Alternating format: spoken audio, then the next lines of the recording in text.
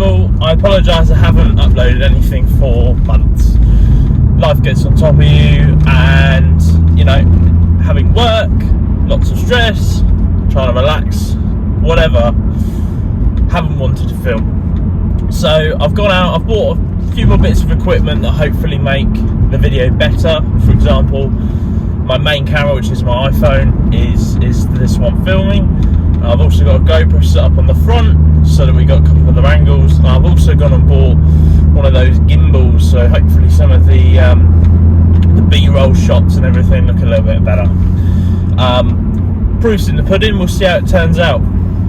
Anyway, today's video, as you saw by the title, is a review of the car overall since I've had it, which is around 14 months now. I bought it in October 2020, tail end of October. Let's get our window down.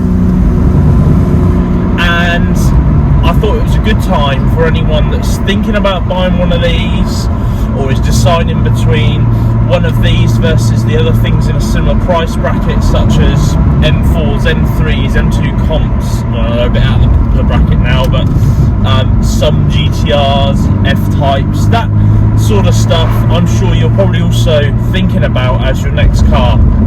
For me, I did consider those cars, but the M2 really is exactly what I want from a car. And in this review, I'm going to go over exactly all the things that I really love about the car, and probably talk about some of the things that I don't like quite as much.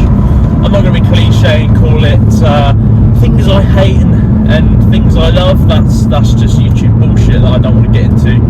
So I've done a lot of miles in the car, in my opinion, especially as we've been in so many lockdowns ever since I bought it. So in late 2020, October 2020, I bought it with 17,000 miles on the clock. It's a late 2017 M2 LCI manual. It's a bit of a mouthful. And at the time, it was absolutely everything I wanted from a car. And I guess the question is it still? And in simple terms, yes. This car ticks all of my boxes and more. It has been an outstanding car to own, and I really want other people to know about this so they can appreciate it, so they can potentially think about one as well if this is the sort of thing you want. So first of all, I'm going to start some of the things that I love about it, and first of all, it's fun factor. That was what I really wanted in my next car, which was one of these. Hang on.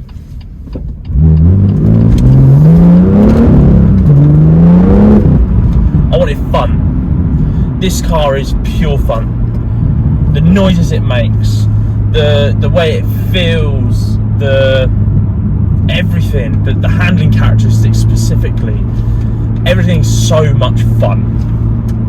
So that's the first part of it.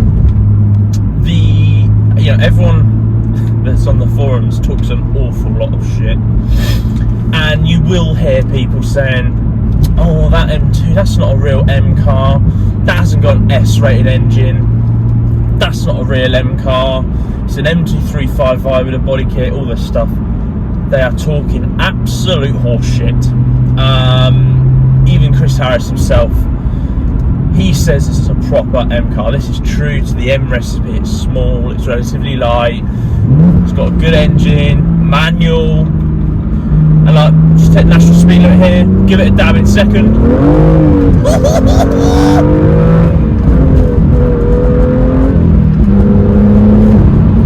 As you can see, it's plenty of fun. Rear wheel drive manual, you just, if this is what you want from your driving experience, I appreciate everyone's different, it hits the nail on the head, it really does.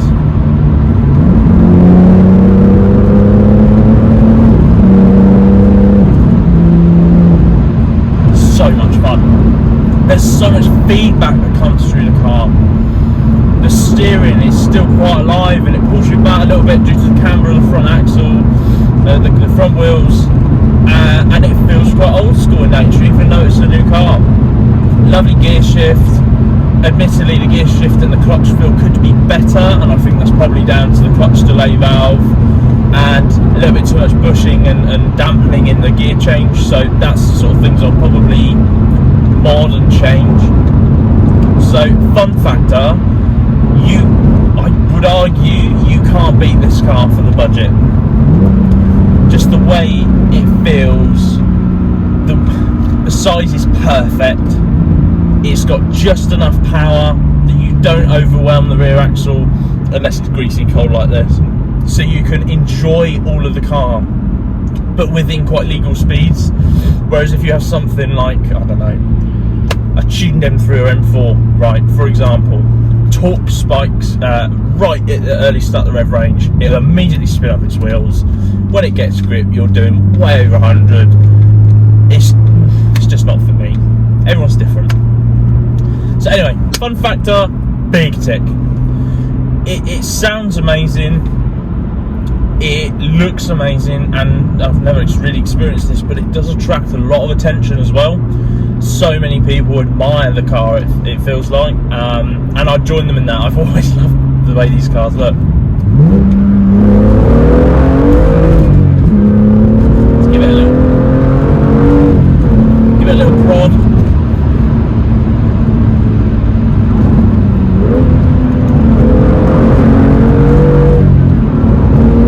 One of the main things I've loved about owning this car as well is how livable with it is. So you might also consider, or even argue, why would you buy one of these over something like a Cayman or Supra or an Alpine or the other two-seater type cars? And absolutely, those cars are amazing. But I use this car also for work. I do quite a lot of miles in it to visit other offices or customers. I do the tip run in it. I take friends and family out in it. I do big shopping trips, you know, buying nice shit from IKEA. I've got the room in the back, I've got the room in the boot, and I can do everything with it. Thank you. I love that. I love the fact that I can do everything with this car. So a lot of my miles recently have been from where I live, which is sort of in the south, in the sort of Berkshire region. I've been driving up to Leeds to see some new colleagues, done a few trips like that, and I could just sit there cruising in comfort mode, doing 33 to the gallon. Oh, bollocks, my GoPro's run out of battery or something. SD card full. I'll sort that out in a minute. It's munched those miles beautifully. It gets quite good fuel economy when you want it to. It's quite comfy. That massive tick in the box, and that's the sort of thing you need to think about when you're buying a car that sort of one size fits all, it does everything type scenario. The other thing that I quite like about it, and that I feel is really important, is I've got a nice mix of creature comforts in here as well. So as much as I love older M3s and really want an older M3, as something to drive every day, like something like an E46, E36, they're not going to have the reliability, they're not going to have the modern tech. I mean, I've got full screen CarPlay in here, heated seats, climate control, all that jazz. The car like that won't have that, and I'm a bit of a nerd. I like the fact I can connect my phone straight up to CarPlay. I like the fact that I can send a text with Siri without looking at the phone. So it's definitely got the daily car thing nailed. The only thing I would say to that is, if you are considering this being more of a daily driver than a fun weekend car, it's not going to be as good as something like an M240 or an M140, which are substantially less money to buy, substantially less money to own and run with regards to brakes, tyres, and this is not as smooth and soft as one of those cars. So if you want a car that's going to get you around and just be a fun daily, this might not be the car for you, because it's quite harsh, it's quite raw, it's jerky at slow speeds, the clutch, the accelerator is quite jerky, so just bear that in mind. I'm going to pull over and just sort this GoPro out. Right, we sorted the GoPro out. take you on quite a nice drive.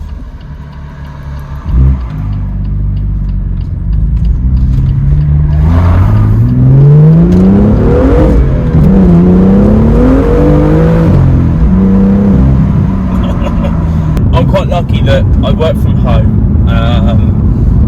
so when I do drive this, it's usually for fun. It's you know, I've had a long day, I want to get out at lunchtime, give it a blast, or end of a day, take it out, give it a blast, go out for the weekend, whatever. So only occasionally am I going between these other offices or clients in it, but I don't mind. It's lapped up the miles well. Costs, I would say, is something that I wouldn't say I love, because I don't think anyone likes spending money unless you're filthy rich, which I'm not. But it's not been too bad on the wallet. It hasn't gone wrong. Can't believe I'm stuck behind this. It hasn't gone wrong, but I have had a few things that needed fixing. So it hasn't let me down, but there's been some things to fix. So you know about the knock with the prop shafts, that actually had to be repaired again. But what happened was they left it overnight to set the glue, and ever since it's not had the same issues, so that's good. I've had to have diff oil seals replaced, normal servicing I've had done, so I've had the diff serviced, gearbox serviced, I had brakes, usual shit, tyres, lots of them, you will get through them. And I've serviced it in between the intervals as well, just for my own peace of mind, because I'd be honest, I want to keep this thing. I don't see any other modern car giving you the tech, the reliability, the fuel economy, etc., and being this fun and small without being in a totally different price bracket like a Cayman GT4 or something. But you know, you can't really get many good cars in manual anymore. It's a shame. As you will see from some of the B-roll, unfortunately, the splitter, I had to throw it away. It just got too smashed up. I will be getting another one after the bumper's been sprayed and smooth and stuff like that. Because that's the other thing I love about this car, is you can do stuff to it that personalises it to what you like. So unlike the 911 I had before, you can't really do anything to those without ruining them, to be honest. That's why I left it stock. Whereas these, you have a plethora of aftermarket mods you can do. You have, and that includes visual, handling, performance. You can do all of those things. Oh, nice little 140.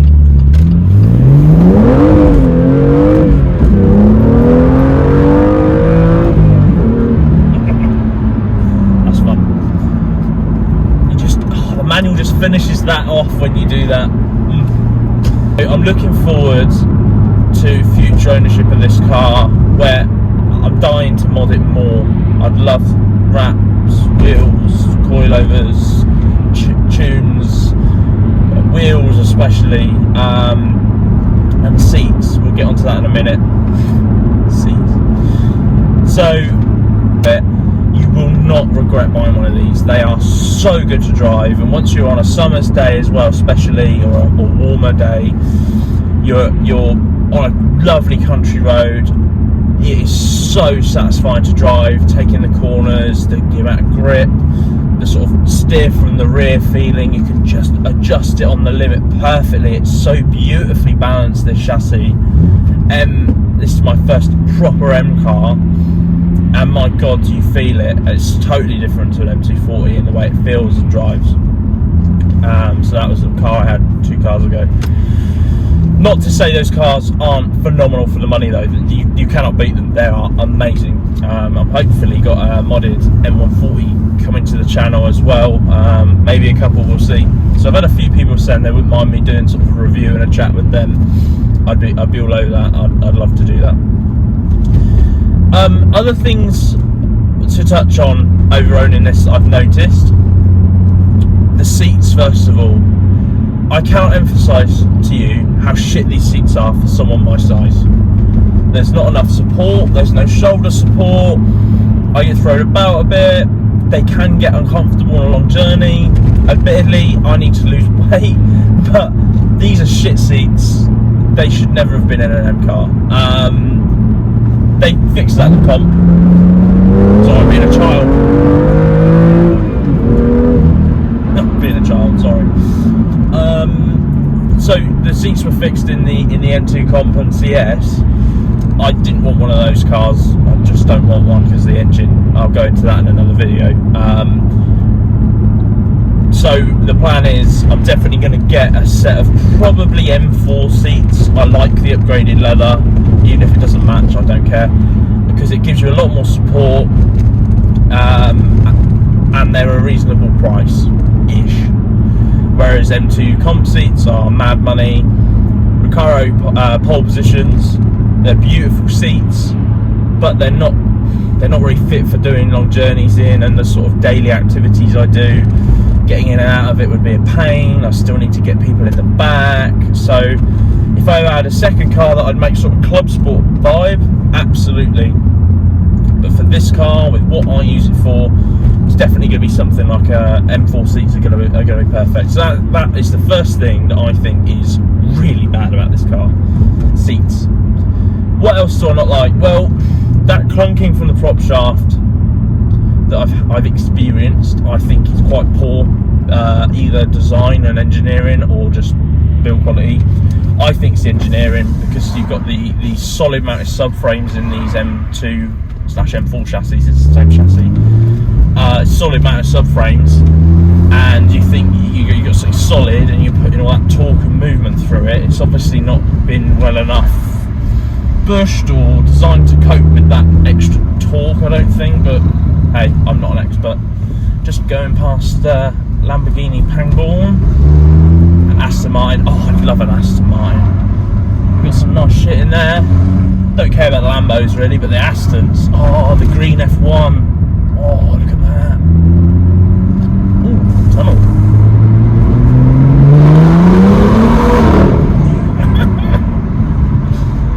This car brings the child out of you.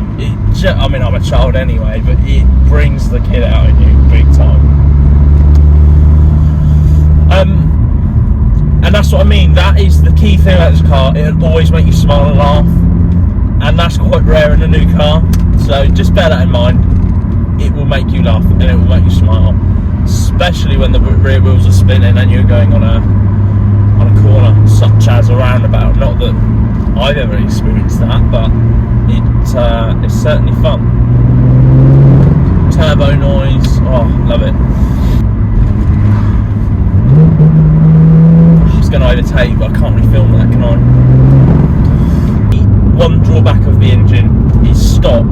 They haven't put a big enough intercooler on it, so you do feel in the summer a little bit of heat soak and the power being reduced.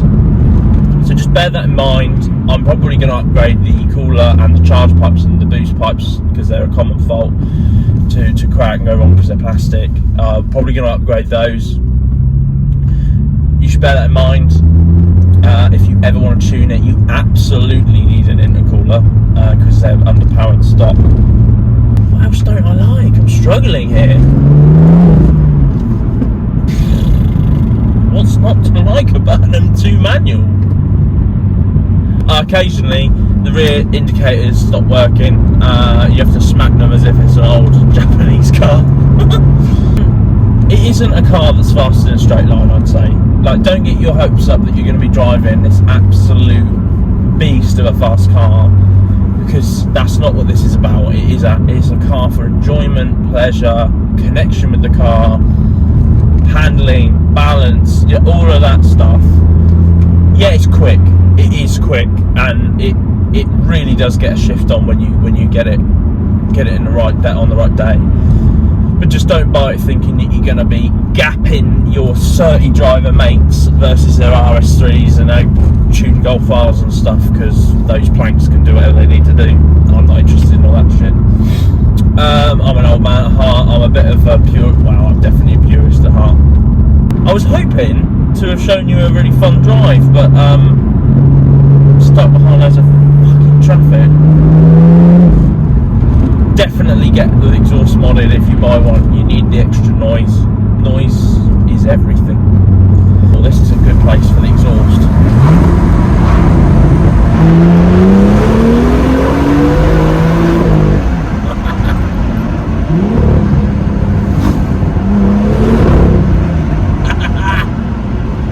great road as well.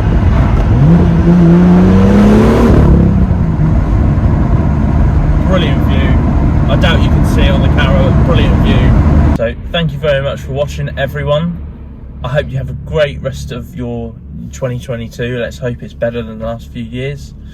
Got a nice Ferrari California. I say nice, it's just shit. It's just a fake Ferrari. Nah, auto as well. Gated manual for Ferrari or nothing really.